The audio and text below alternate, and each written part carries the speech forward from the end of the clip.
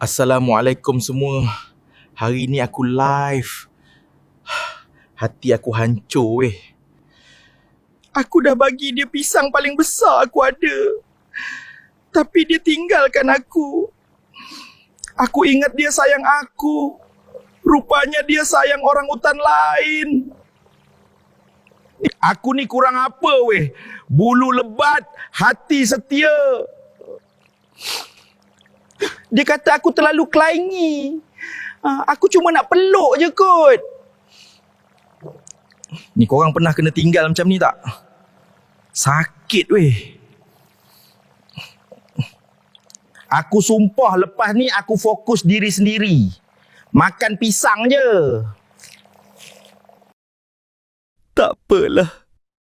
Mungkin dia bukan jodoh aku. Aku okey je. Cuma kadang-kadang nangis sikit je.